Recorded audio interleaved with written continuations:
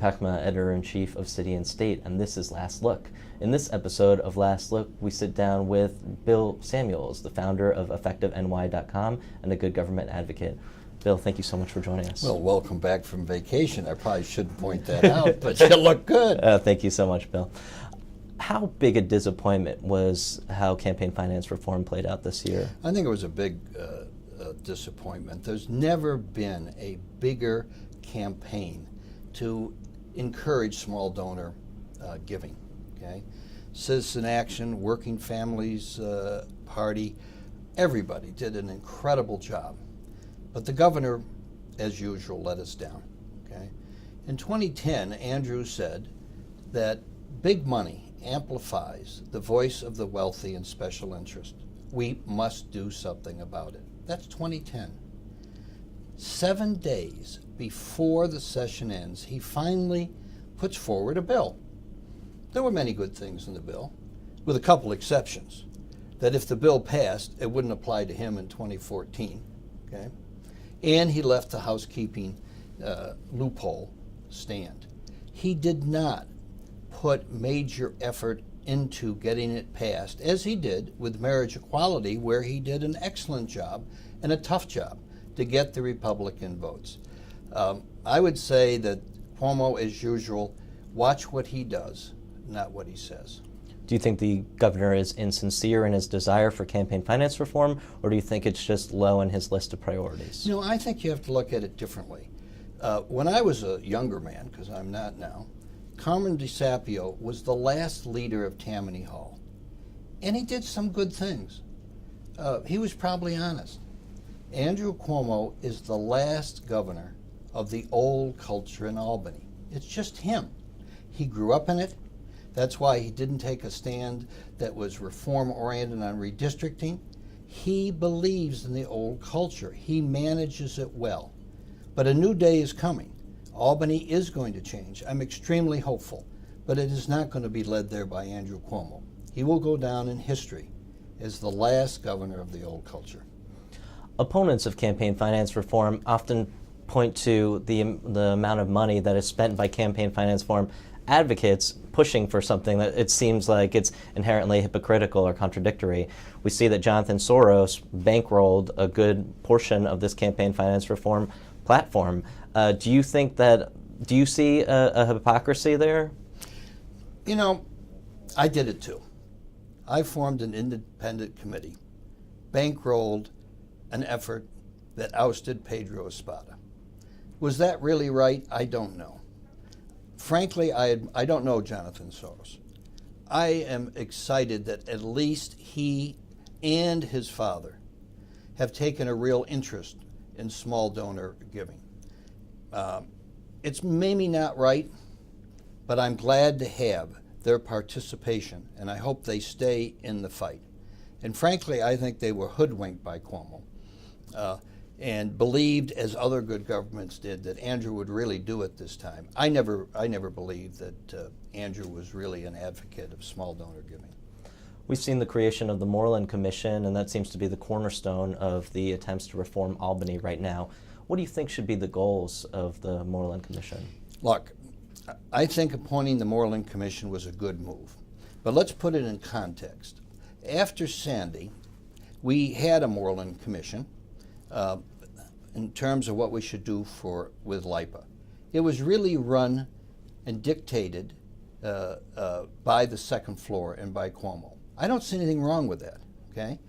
But the eventual report, which only a majority of the Moreland Commission supported, really came from the governor.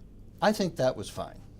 I don't think the Moreland Commission being dictated by the second floor for campaign finance reform this time is correct. The Moreland Commission can't be Andrew's committee. I think it was terrible that he ran an ad referring to the Moreland Commission as sort of his commission.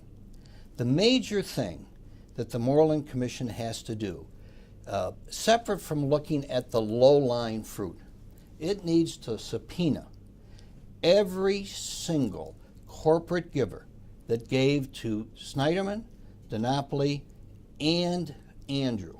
We have to also look at the top.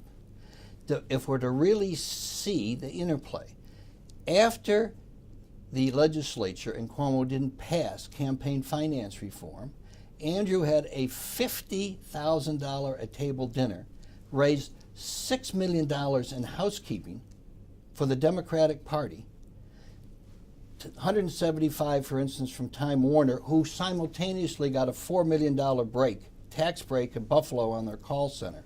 If we don't look at the top, then we're not going to solve the bottom. When the bottom sees a governor who says, it's not a loophole to put money in housekeeping, it's the law. That's not leading by example. That's not inspiring. If every legislator sees Cuomo doing it, they say, well, why not us? So the Moreland Commission and Kathleen Rice have to really look at all the statewide givers. Now, the fact is that Cuomo raised 171 corporate donations just in the first 6 months of the year. I contrast that to Tom DiNapoli, who I think is just an unheralded reformer. Tom did have 23. Now, if you're the comptroller, you can get all sorts of major money. Tom doesn't do it. He sets a much better example. So the Moreland Commission must do that. I'm not saying they'll find corruption. It is the law. But they have to come out with recommendations, not just how to deal with the Malcolm Smiths and all the small but corrupt things in the legislature. They have to look at the top. And let me give you a conclusion. I'm a business guy. Do you know how excited businessmen would be if they didn't have to give money to politicians? Well, we hate it. Do you think the Wall Street Journal Today article that I read on City and State, which I do every morning, and list 3 major developers, okay, who got tax breaks, okay? They're all major givers to Andrew Cuomo, okay? Now, Andrew says it's not a loophole, it's the law. Well, we got to change it. And the Moreland Commission has to not only root out the things in the legislature are wrong, but make recommendations that change how the governor sits there and raises now 711 corporate donations. If they are independent of our 3 state leaders, they will do their job. If, in fact, they kowtow to the second floor, then it's just another publicity stunt by the governor. And the same staff that ran Moreland 1, Regina Calcaterra, who's a good person, is running Moreland 2. So I challenge the Moreland Commission to be independent and subpoena every one of Cuomo's major corporate givers. On your site, effectiveny.com, your experts oftentimes write about constitutional reform. How much a part of the reform process is having a constitutional convention or having some really carefully targeted constitutional amendments?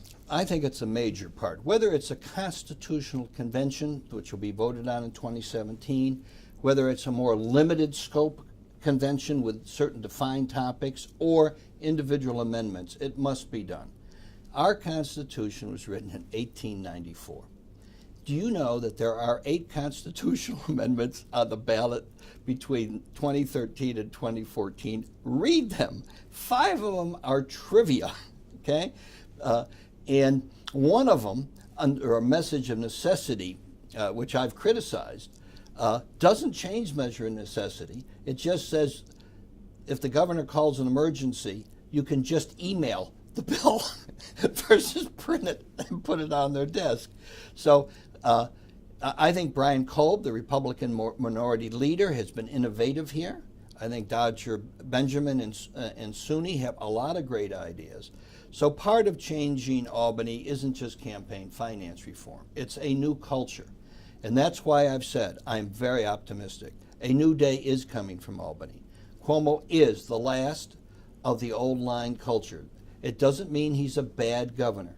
He's just not the new type of governor and the new type of legislature that citizens across this state deserve, because we're New York and we should have the absolute best state government in the country. Bill Samuels, thank you so much for joining us. Thank you. And that's it for this episode of Last Look. For more episodes, please visit us on the web at cityandstateny.com.